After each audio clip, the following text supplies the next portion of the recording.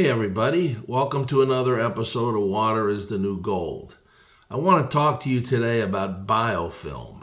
And the headline of this video seems shocking, and I hope it is, and attention-grabbing, that biofilm in slime will make your water filter deadly. In the drinking water industry, especially with home drinking water filters, biofilm is a very important and critical component of water system designs and the water we drink. And probably the best place to start is by talking about what biofilm is. Biofilm is a naturally occurring substance. And just as the name applies, it's kind of slimy. If you went to a stream, and I'm sure you have in your life, and you pick up a rock and it's got a slime on it, that's biofilm. You pick up a fish and the fish is slimy. Well, that's biofilm as well. Sometimes you get a cut or a bruise, and as it's healing, it's kind of like a watery substance. That's biofilm as well. The interesting thing about biofilm is that it can be very beneficial to us. It can also be not so beneficial. It can be damaging and rob us of our health. And again, in drinking water filters, that's really the case. We don't want this stuff. So you next ask, what is biofilm? How does it form? So, and then I guess, why is it good and why is it bad? Well, in biological applications, in our body, in wounds, in fish, the biofilm is a protective layer, so that if, let's say, a fish or you get nicked, that biofilm forms and it protects your cut, the wound of the fish, the animal, from the environment. And there are applications in medicine. I don't really want to get into that whole thing because there's libraries written on biofilm, but in those type of applications, biofilm can be very beneficial. Where it's not beneficial is in our water filters. Biofilm is composed of microorganisms, and those could range every living microorganism: bacteria, amoeba, paramecium, viruses. You just don't know. Every biofilm is different. In the water industry, this creates a really difficult problem, because it is hard to measure.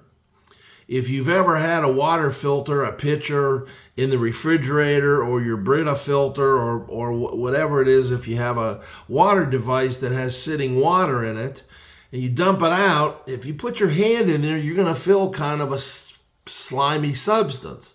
Well, that's biofilm. And in drinking water, it's not a good thing. One of the problems, the challenges with biofilm is, believe it or not, the components of biofilm talk to each other. Science calls it a quorum. So, for instance, if you were to have a pitcher that had a biofilm in it and you wiped a bit of it off, that network of microorganisms would talk to each other and it would rebuild the biofilm to where it was homogeneous. And in that conversation, this is why when you pick that same pitcher up, or a rock or a fish, that's why the biofilm is never this thick, because it is a self-regulating substance. In drinking water, the problem is there's a lot of components of that film that can harm your health.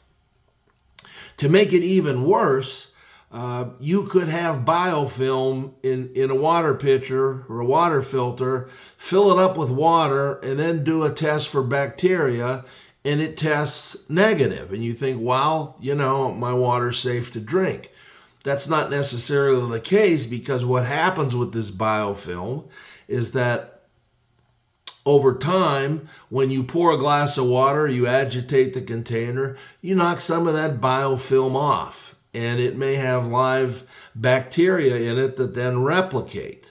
The other thing is, with replication, is the biofilm is actually food, and bacteria will eat this and it promotes bacterial growth. So in any water system, any water filter that you buy, there are going to be some bacteria in there. It's impossible to have sterile water without investing, inordinate amount of money on a pharmaceutical type high purity water system, which is astronomically priced. The good news is that water doesn't have to be sterile for it to be bacterially safe for us. We can regulate bacteria growth, and our bodies have the ability to digest and process a certain amount of it. Bacteria counts get too high, then we have a problem. So in the realm of water filtration, if you look at the specifications and the guarantees on any water filter, and I don't care which brand you have, what you're going to find in there that there's no guarantee of bacterial purity. Now, it may say that it removes 99.9% of bacteria, which a reverse osmosis system absolutely does. So you think to yourself, well, I'm free from bioslime, I'm free from bacteria because I'm removing 99.9% of it. Well, that's not true, and it's deadly to think that, and I think it's misleading of the water industry to not spell this out to consumers. So unlike an organic, which is, lead,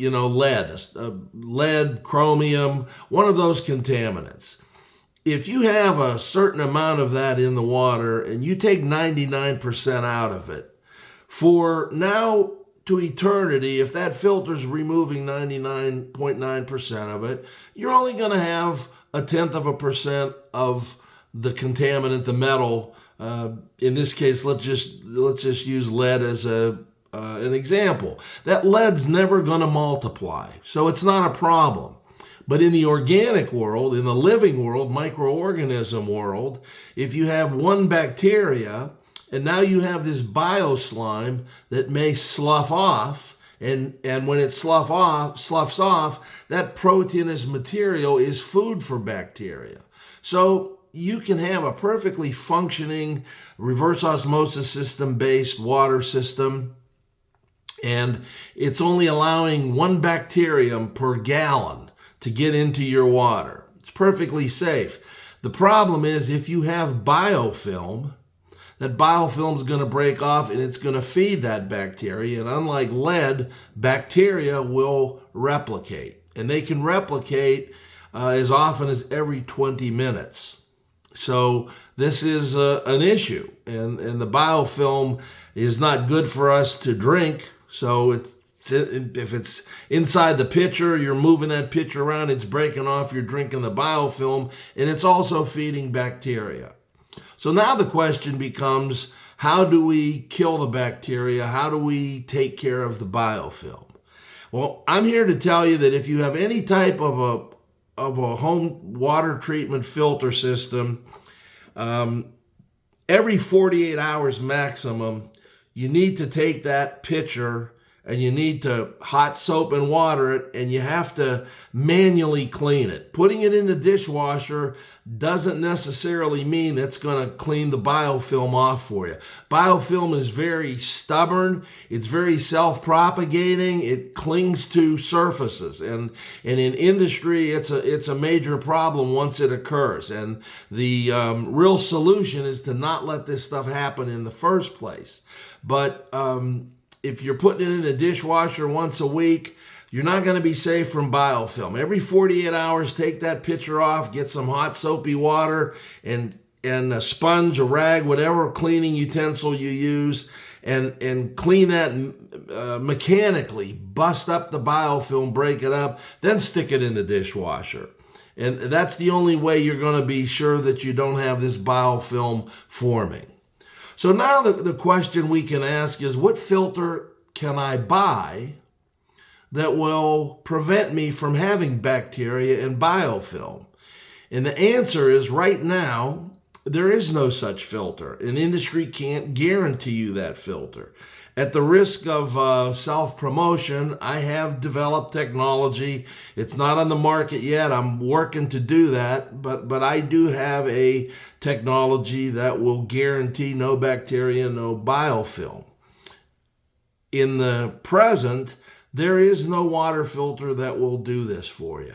Now, some water filter providers put in an ultraviolet light, and they show you a lot of statistics about how ultraviolet light kills bacteria, inhibits bacteria. Well, ultraviolet light doesn't kill bacteria. It inactivates the energy-producing reproductive parts of that bacteria. And you might say to yourself, well, that sounds good because if I drink the bacteria floating around now, at least it's inactivated. Well, that in itself kind of raises a red flag because you just asked yourself and you realize that, well, if I inactivate it, it's still in the water and it's floating around. And that's another problem I'll address in part 2 of this, how do you get rid of it in ultraviolet light.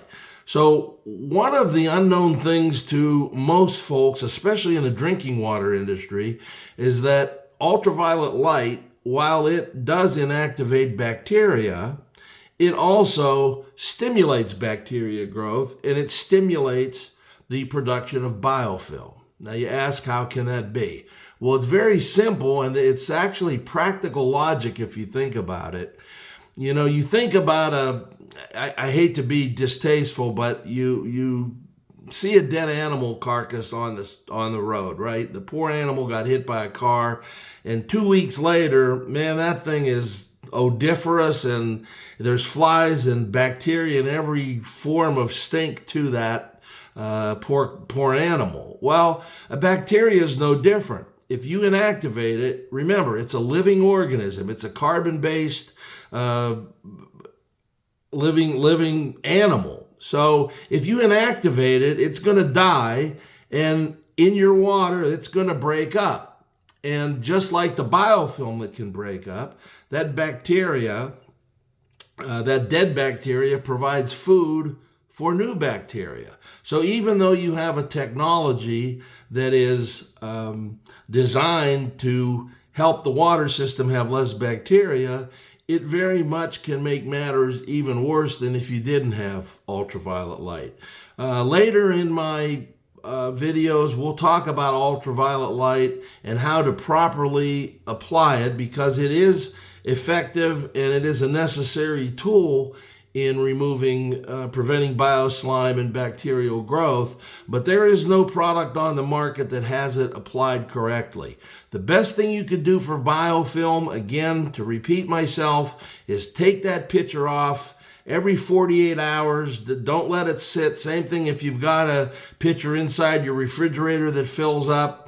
Every 48 hours, take that off, soap and water. You have to mechanically clean the sides, as much of it as you can, then put it in the dishwasher, then you'll have safe drinking water. I appreciate you guys tuning in to another episode of Water is the New Gold. I hope you'll subscribe. I hope you'll check my website out, Water is the New Gold. I always appreciate your questions. I love to hear from you guys. And we'll see you next time.